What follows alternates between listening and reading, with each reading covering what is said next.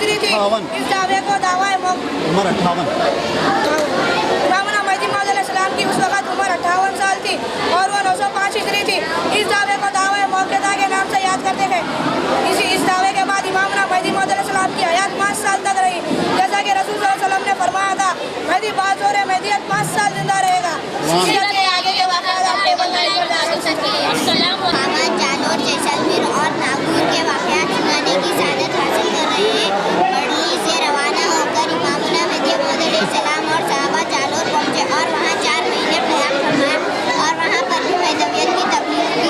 वहाँ के हाकिम मलिक उस्मान खान अपने बड़े लश्कर के साथ इमाम महदी मौऊद अलैहिस्सलाम की तस्दीक़ की और वो लोग जिनको अल्लाह से सच्ची मोहब्बत और अल्लाह के दीदार की सच्ची तलब थी, वो तर्के दुनिया कर आप अलैहिस्सलाम के साथ हो गए। आप अलैहिस्सलाम वहाँ से जैसलमेर की तरफ हिजरत फरमाए। जब यहाँ पहुँचे, इमाम महदी मौऊद अलैहिस्सलाम के साथियों ने अर्ज़ किया कि यहाँ का हाकिम हिंदू है और यहाँ के लोग गाय की बहुत ताज़ीम करते हैं। यहाँ के कानून है कि गाय या बैल को ज़ुबा नहीं करते। फिर सहाबा ने अर्ज़ किया कि हमारी बैल मरने के करीब है। तब इमाम महदी मौऊद अलैहिस्सलाम ने फरमाया, फ़ौरन इसे ज़ुबा कर डालो। तो हज़रत बंदगी मियां अब्दुल मजीद रज़ियल्लाहु ताला अन्हु ने फ़ौरन ज़ुबा कर दिया। जब वहाँ के हिंदू राजा को ये मालूम हुआ तो वो इमाम महदी मौऊद अलैहिस्सलाम की खिदमत में आया, लेकिन इमाम महदी मौऊद अलैहिस्सलाम के बयान को सुनने के बाद उस पर ऐसा असर हुआ कि उसने कहा, जिसने गाय को पैदा किया उसी ने उसको ज़ुबा किया है। जैसलमेर में इमाम महदी मौऊद अलैहिस्सलाम 5 दिन रहे और फिर अल्लाह के हुक्म से नागौर की तरफ हिजरत फरमाए। नागौर में भी इमाम महदी मौऊद अलैहिस्सलाम के बयान कुरान के चर्चे आम हो गए। वहाँ के हाकिम मलिक ने इमाम महदी मौऊद अलैहिस्सलाम की तस्दीक़ किया और तर्के दुनिया कर आप अलैहिस्सलाम के साथ हो गए। जब वो आए थे तो उस वक़्त इमाम महदी मौऊद अलैहिस्सलाम ने उनको शहज़ादे लाहौर कहकर पुकारा था। इसके बाद इमाम महदी मौऊद अलैहिस्सलाम ने सफ़रे सिंध शुरू किया, जिसकी तफसील आप टेबल 10 पर सुन सकते हैं। शुक्रिया। सलाम। इस सीरत में हिजरत के मुकामात जालोर, जैसलमेर और नागौर के वाक़यात सुनाने की सादत हासिल कर रहे हैं। दिल्ली से रवाना होकर इमाम महदी मौऊद अलैहिस्सलाम और सहाबा जालोर पहुँचे और वहाँ 4 महीने क़याम फरमाया और वहाँ पर भी मज़हबियत की तबलीग की। वहाँ के हाकिम मलिक उस्मान खान अपने बड़े लश्कर के साथ इमाम महदी मौऊद अलैहिस्सलाम की तस्दीक़ किए और वो लोग जिनको अल्लाह से सच्ची मोहब्बत और अल्लाह के दीदार की सच्ची तलब थी, वो लोग तर्के दुनिया कर आप अलैहिस्सलाम के साथ हो गए। आप अलैहिस्सलाम ने वहाँ से जैसलमेर की तरफ हिजरत फरमाया। जैसलमेर में पहुँचने के बाद पता चला कि यहाँ का हाकिम हिंदू है और यहाँ के लोग गाय और बैल की बहुत ताज़ीम करते हैं और यहाँ का कानून है कि गाय या बैल को ज़ुबा नहीं करते। फिर सहाबा ने अर्ज़ किया, हमारी बैल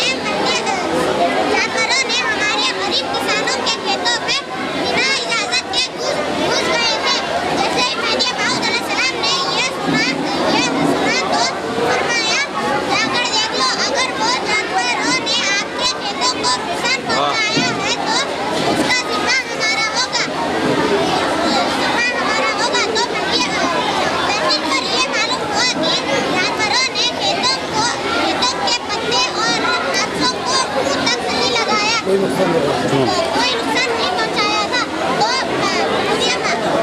तो बहुत लोगों ने हज़रत मोहम्मद अलैहिस्सलाम के ऊपर तस्दीक की, हज़रत मोहम्मद अलैहिस्सलाम की तस्दीक की। उसके बाद में फिर आप अलैहिस्सलाम वहाँ से टट्टा की तरफ हिजरत किए। तो टट्टा में भी आप अलैहिस्सलाम के दावा नबूवत और बयान कुरान का बहुत चर्चा हुआ।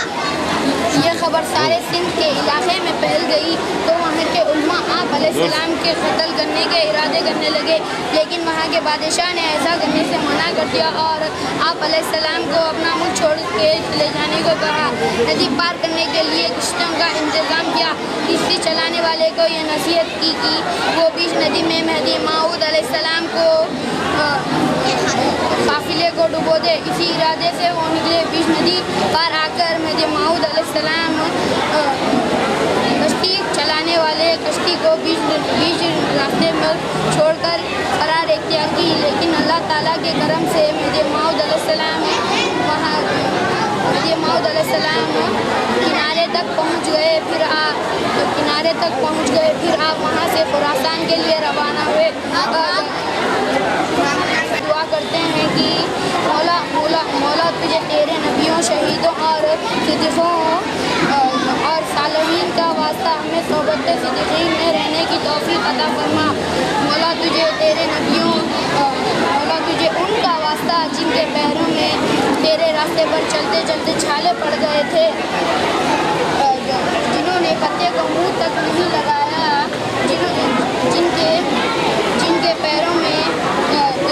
जिनके पैरों में छाले पड़ते चलते चलते छाले पड़ गए थे, जिनके साथ मासूम बच्चे भी थे, बड़े भी थे और बूढ़े भी थे, जवान भी थे। मौला हमें तेरे रास्ते पर चलने की तौफीक अता फरमा। उन आशिकों का वास्ता जिन्होंने हर मुसीबत को बर्दाश्त किया, लेकिन उनके दिलों में क्या कभी दाखिल नहीं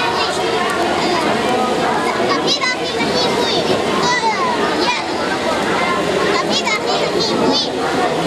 ऐ मौला तू हमको भी ये नसीहत दे कि इश्क और मोहब्बत, दुनिया की मोहब्बत से काम रख दे और इश्क का रास्ता आसान कर दे। अल्लाह ताला से ये भी दुआ करता हूँ कि मौला तुझे उन आशिकों का वास्ता जिन्होंने तेरे जिक्र के साथ और चीज़ों से सुकून नहीं मिलता, जिनके दिल में तेरी याद में मुतमईन थे, हर लम्हा हर सांस में अल्लाह ताला के जिक्र करने की तौफीक अता फरमा। और मैं अल्लाह ताला से ये भी दुआ करता हूँ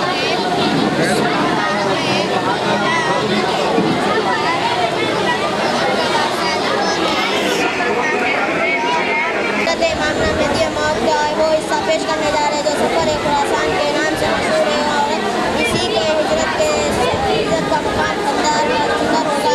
खुरासान की तरफ मामला मेहदी मौत ने जब हिजरत की तो यह सफ़र बड़ा ही आजमाइश और तकलीफ से भरा था।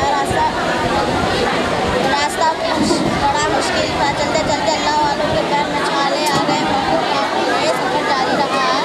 अल्लाह वालों के बच्चे भी थे, बूढ़े भी और औरतें भी थे। अल्लाह के एक मोहब्बत और अल्लाह की दीदा के तलब में मामला मेहदी मौत के साथ चले जाते हैं। खुरासान का सफ़र इतना मुश्किल था कि इस सफ़र में अल्लाह वालों को दरख्तों के पत्ते भी खाने पड़े और इधर उधर के रास्ते से गुजरते जिसकी वजह से पैरों में छाले आ गए और फिर इससे ऐसी आदत छाले भरे पाँव में कांटे छिप जाते हैं। इसी सफ़र का एक वाक़या जोर से बोलो।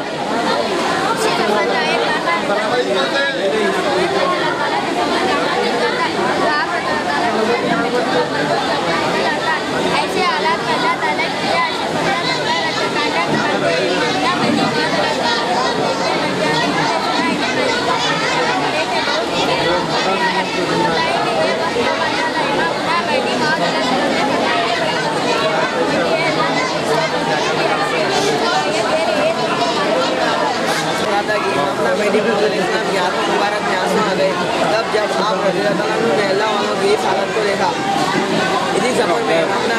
अलैहिस्सलाम एक नीले पत्थर पर आप अलैहिस्सलाम के साथ आने वाले इस काबिले पर नजर डालते हैं और देखते हैं कि इसमें बूढ़े भी हैं, जवान भी हैं, बच्चे भी हैं और औरतें भी हैं और सब कब्रों माहौल से गुजर रहे हैं और सब अल्लाह के दीदार के तालिब है। इसी मौके पर इमामना मेहदी मौद अलैहिस्सलाम की आंखों मुबारक में आंसू आ गए और आप अलैहिस्सलाम ने इन तमाम अल्लाह वालों के हक में ईमान की दुआ की और अल्लाह ने वो दुआ कबूल फरमाई। खुलासा के बाद इमामना मेहदी मौद अलैहिस्सलाम खंडार की तरफ तशरीफ ले गए। खंडार के हाकिम शुरू में खंडार के हाकिमों ने इमामना मेहदी मौद अलैहिस्सलाम का इनकार किया, लेकिन बाद में अल्लाह ने उनको तौफीक दी और वो इमामना मेहदी मौद अलैहिस्सलाम पर ईमान ले आए। इसके बाद इमामुना मेहदी मामूना खुलासा की तरफ तशरीफ ले गए, फरा मुबारक तशरीफ ले गए। वो हालात आप टेबल 12 पर सुन सकते हैं। फरा मुबारक का वाक़या पेश करने जा रहे हैं। जब इमामुना मेहदी मौद अलैहिस्सलाम फरा मुबारक पहुँचे तो आप अलैहिस्सलाम की बहुत शरत हुई और ये खबर वहाँ के गवर्नर मीर जुनून को भी हुई। मीर जुनून इमामुना मेहदी मौद अलैहिस्सलाम की खिदमत में आप अलैहिस्सलाम को आजमाने की नीयत से पहुँचे और आजमाने की खातिर इमामुना मेहदी मौद अलैहिस्सलाम पर तलवार से 3 बार वार किया, लेकिन हर बार वार खाली गया और उनके हाथ शल हो गए। मीर जुनून ने ऐसा इसलिए किया क्योंकि वो जानते थे कि सच्चे मेहदी को ना आग जला सकती है, ना पानी डुबो सकता है और ना तलवार काट सकती है। जब वो जान गए कि यही सच्चे मेहदी है तो फिर तलवार उठाए कहने लगे, अब ये तलवार मेहदी के दुश्मन पर चलेगी। इस पर इमामुना मेहदी मौद अलैहिस्सलाम ने फरमाया, मेहदी और मेहदी का दीन का मददगार अल्लाह है। अगर तुमको तलवार चलाने का ही इतना ही शौक है तो अपने नफ्स पर तलवार चलाओ, यानी अपनी ही हर बुरी ख्वाहिश अल्लाह के दीदार के सिवा बुरी ख्वाहिश को ख़त्म करो। इमामना मेहदी मौद अलैहिस्सलाम का विसाल मुबारक इसी मुकाम यानी फरा मुबारक में हुआ। जब इमामना मेहदी मौद अलैहिस्सलाम का विसाल का वक्त करीब था तो सभी सहाबा आप अलैहिस्सलाम के खिलाफ बैठे हुए थे, सब गमगीन थे और सब की आँख से आंसू जा रहे थे। उस वक्त इमामना मेहदी मौद अलैहिस्सलाम हज़रत बंदगी में आशाए मजमूर सिद्दीक़ विलायत रज़ियल्लाहु तआला अन्हु के जानों पर सिर रख कर लेटे हुए थे। ऐसी हालत में बंदगी में आशाए नेमत रज़ियल्लाहु तआला अन्हु जोर से रोना शुरू किया। इस पर इमामना मेहदी मौद अलैहिस्सलाम ने पूछा, कौन होता है? तो किसी सहाबी ने कहा, भाई नेमत है। फिर इमामना मेहदी मौद अलैहिस्सलाम ने फरमाया कि ये वक्त रोने का नहीं है, बंदा तुम में मौजूद है। उस वक्त रोना जब तुम्हारे दिल से अल्लाह का जिक्र निकल जाए, या तुम दुनिया की मोहब्बत तुम्हारे दिल में आ जाए, या तुमसे मोहब्बत से मिलने लगे। फिर इमामना मेहदी मौद अलैहिस्सलाम ने फरमाया, बंदा उस वक्त तुम में मौजूद नहीं रहेगा।